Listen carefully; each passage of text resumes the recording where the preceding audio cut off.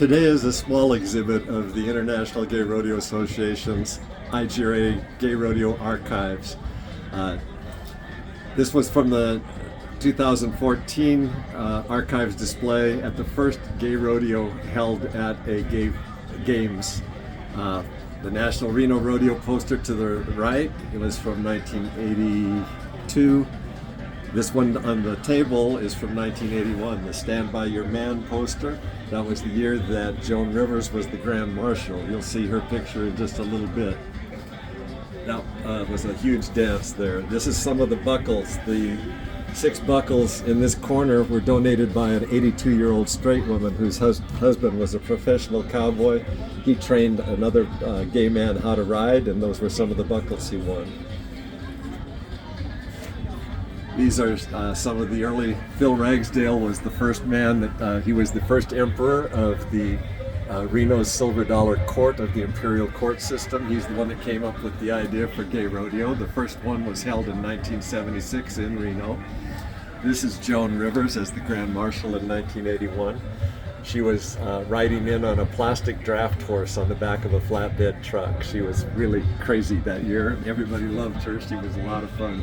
The rest of these are rodeo pictures from and program covers from the early rodeos. There were 9 rodeos in all at the National Reno Gay Rodeos from 1976 through 84.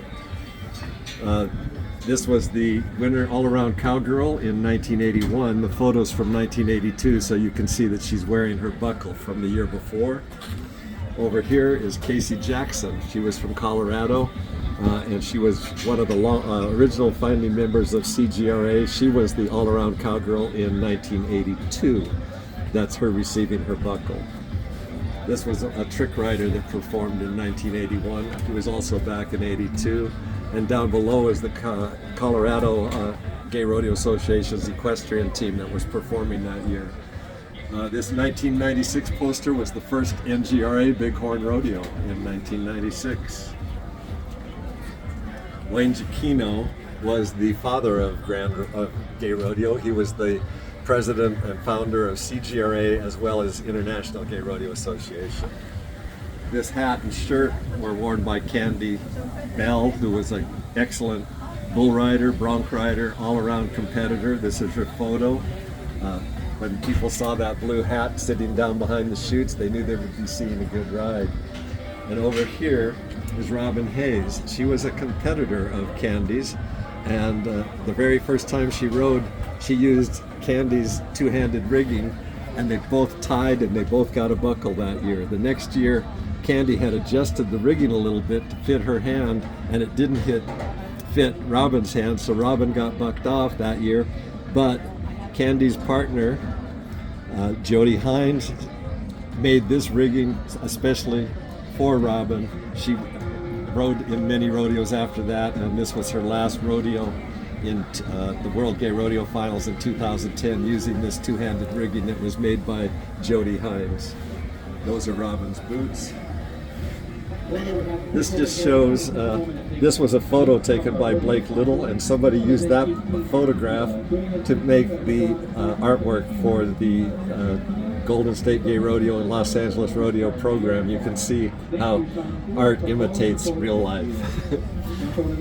One of the early rodeo stock contractors was Clarence Bates. This was a hat he wore at all of his rodeos. He was from Oklahoma, and unfortunately one of his cowhands murdered him one day and headed for Mexico, although they got him back and he's now in prison. But he provided the stock for many rodeos across the country, from Washington, D.C., Chicago, all the way to Los Angeles. There's some more buckles here. This is showing some of the early Miss Reno National Gay Rodeos. This was from Phoenix, Tish Tanner in 1982, and in 1983 it was Ebony. Both of them were from Phoenix. That was before IGRA was formed in 1985.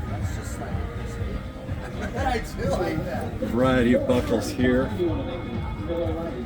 and one poster from the 1997 Canadian Rockies International Rodeo. Canada does make us truly an international organization. They're not having a rodeo this year. Their last one was in 2019, but they're planning to have a rodeo again in 2026. The finals, this was supposed to be the second IGRA Finals Rodeo in 1988. It never happened because the people in Fallon, Nevada, which is where the rodeo ended up, was planning to be, protested it. The district attorney found a legal loophole and the rodeo was canceled. At the World Gay Rodeo Finals this year in October, 9th through the 12th. On the 9th, on Thursday, there will be a free bus trip going out to Fallon to discuss and learn about the history of how that rodeo was canceled in 1988. Rainbow Cattle Company is a book that was written by a University of Colorado Boulder professor. As he's told me, all of his earnings from that book will go towards sponsoring belt buckles and rodeo programs, etc., around the country. So money from that book is going to back into the community. Frank Harrell has been very involved with Gay Rodeo over the years. These are a couple of things he's gotten from one award from Atlantic States Gay Rodeo Association, and this is from the Gay and Lesbian Rodeo Heritage Foundation, which is actually sponsors this exhibit and exhibits around the country. Last year we traveled over 11,000 miles going to different rodeos with the exhibit. Gay and Lesbian Rodeo Heritage Foundation is looking at preserving the history of gay rodeo. IGRA is looking towards the future. Gay and Lesbian Rodeo Heritage Foundation is looking to the past. This is shows some of the program covers from the very first IGRA Finals Rodeo in 1987. We did have rodeos through 1985 and 86, but the first Finals Rodeo was actually in 87. And this year we'll be back the World Gay Rodeo Finals in Reno, October 10th and 12th, that Saturday and Sunday, will be the first rodeo as we enter the 50th year of Gay Rodeo. So we're planning a huge party, 4 days of partying starting on October 9th with 4 nights of dancing, 3 nights of gay royalty competition for the 2026 IGRA royalty. So encourage you to go to www.gay-rodeo.net. You can find out all the information about the Reno Finals Rodeo in October 2025.